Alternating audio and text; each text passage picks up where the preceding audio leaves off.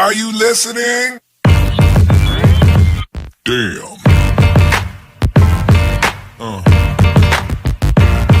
Yeah. Yeah. Another episode of Trash Talk. I'm TJ O'Connor. With me, as always, Damian the Wolverine Hill. Trash Talk is joined tonight by the baby rhino himself, James Clark. But first, we got to go through the sponsors of the show: Valhalla Combat Sports Incorporated, Ink Shrinks Tattoo, Origin Wellness CBD, Spartan Martial Arts, the Striking Institute, James Clark Sports Psychology and Hypnosis Therapy, the Fighters, and my mom. Jim, thanks for joining us. How are you doing tonight? Good. How about yourselves? I'm Doing well. good. How does it feel being the first local show back in action? It feels great to be free and out of jail.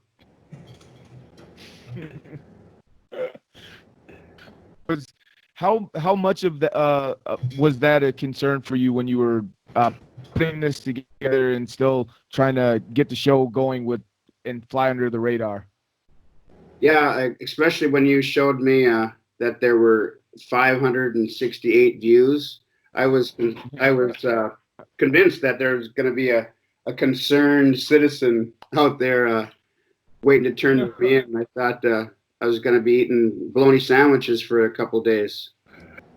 So with the success of avoiding bologna sandwiches aside, how did you feel like everything went trying to put this show together compared to other shows? Obviously, there's going to be some striking differences, but just from your perspective, what were a couple of the main?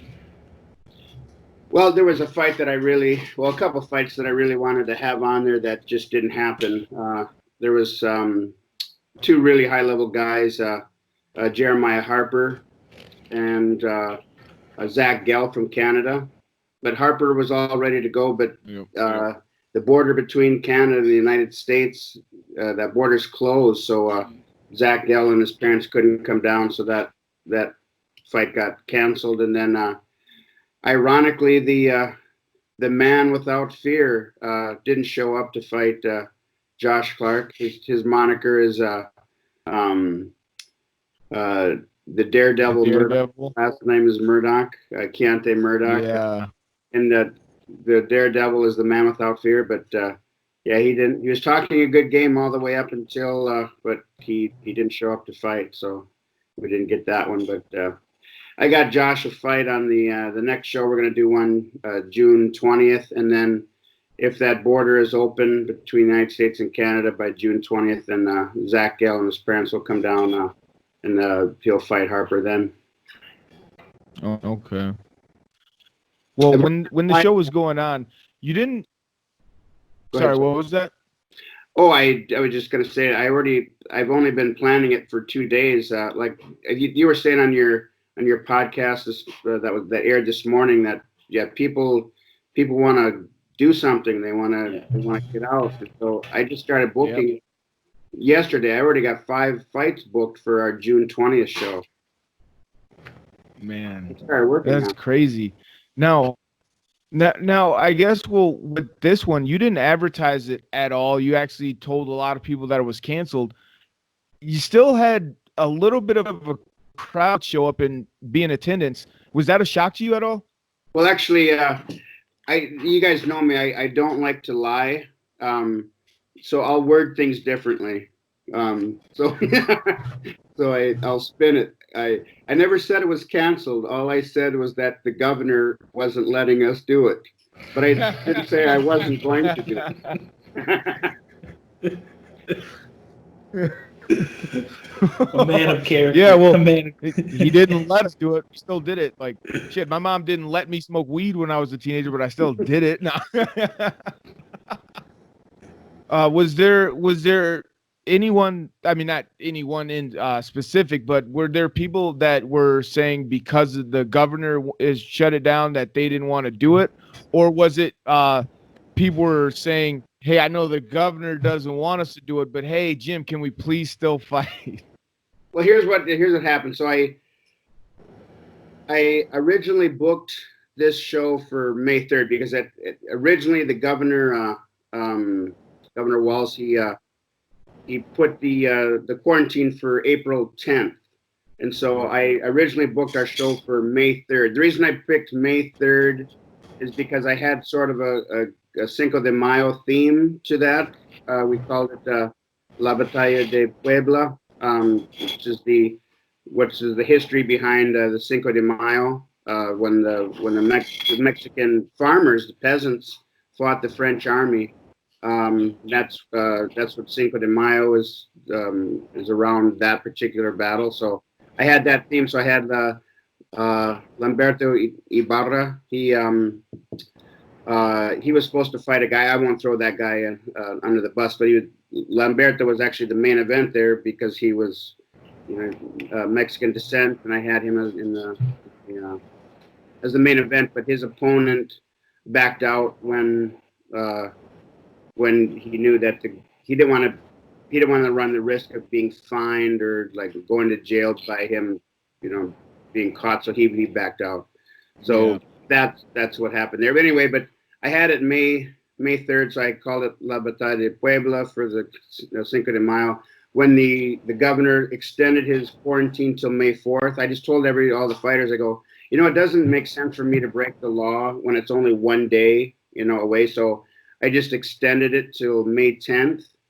And then without realizing that May 10th was Mother's Day, I didn't think at the time. And so, but I had a really good name for the show. It's just too bad I couldn't advertise it because when the governor extended the lockdown till 18th, I did the show anyway. But I had some great names for it. It was just too bad I couldn't tell anybody. I had the lockdown beatdown,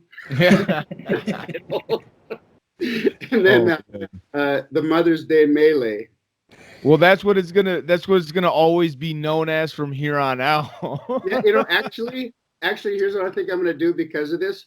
Let's say, this coronavirus and everything eventually will go away. I mean, all the pandemics of, even the bubonic plague, in 1400, the 14th century, that went away. They all go away eventually, right? But I think I'll still hold a Mother's Day show.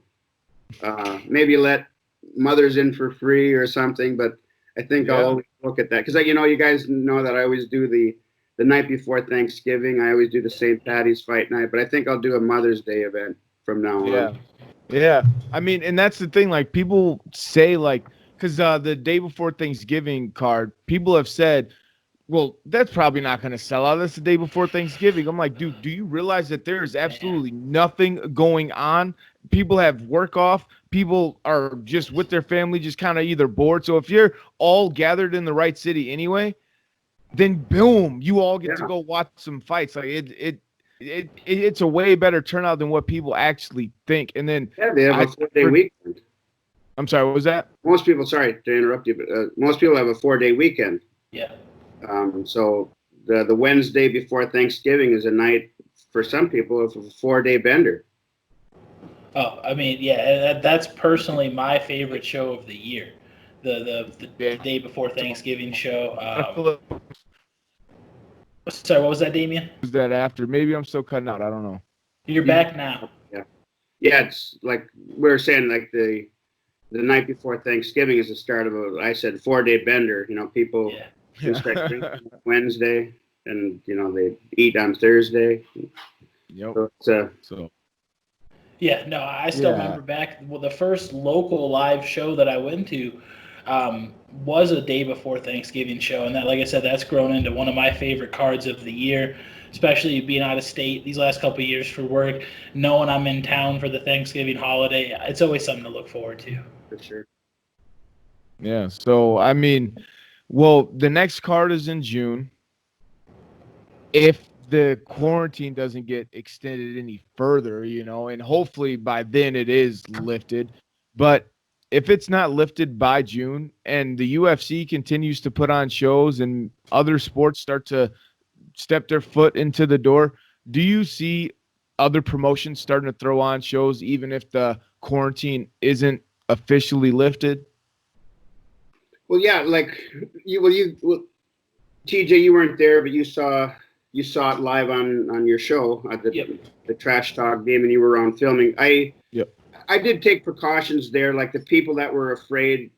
most people weren't afraid of the coronavirus, and so, but I still had the seats, like 6 feet apart. I put them 6 feet apart. Some people moved them closer together, like say there were two family members there. Yeah. They're going to be around each other anyway, so they moved them closer. But I had them 6 feet apart in the beginning for people to sit, And there were a couple people that were wearing the rubber gloves up to their elbow, wearing the mask.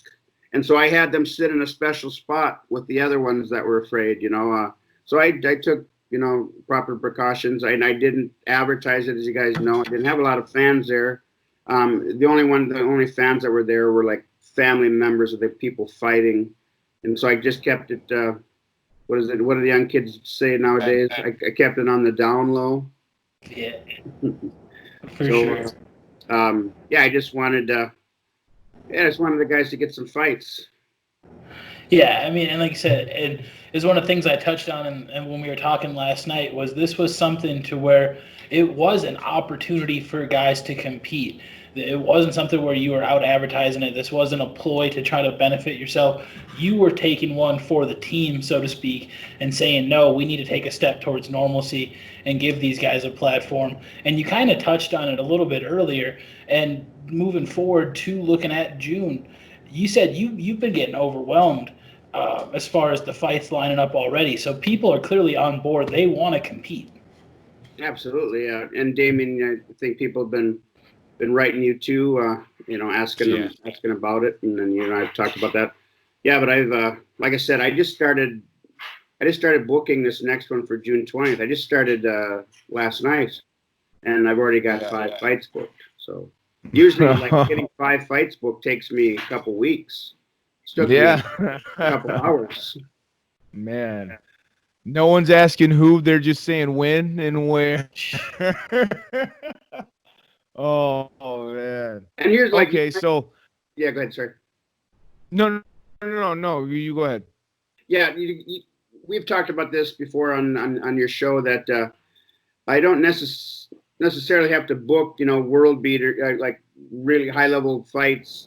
Guys don't have to be world beaters as long as it's fair, Like I have a guy that like he's 0-2 in MMA and he's 0-1 in kickboxing, and then he wrote me, he goes, I want to fight, but he goes, I want to fight. He goes, I haven't had a win. Like, he's never had a win. He's 0-2 in MMA, 0-1 in kickboxing. He goes, I've heard that you guys, set up fair fights. He goes, he wants to fight someone else that also has a losing record. So I have him going against a guy who's also 0-2 in MMA. So, and I've seen films of both of them fight. I study it, and it looks like a fair fight to me. So I'm going to book it. Maybe some other promotions wouldn't book that fight because they're low-level guys, but I'd like to give them an opportunity to fight, and one of them is going to get a win. So that's going to be a good night for one of them. That it speaks for itself. Build yourselves up, you guys. I mean, and then you're one of those guys that's actually willing to help the fighters build themselves up instead of just trying to only book the ticket sellers or the Sure. local superstars. You know what I mean? Like, you're trying to just get everybody their opportunities to compete, and I love it. And Thank you. I guess speaking on to this next show, anybody that is looking to fight, looking to compete, reach out to James Clark, reach out to the Valhalla Combat Sports Facebook page, like this video, subscribe to Trash Talk with Damien and TJ. Before we do go, I almost forgot, Jim. Sponsors, anyone you'd like to thank that has been there for you or sponsored the show?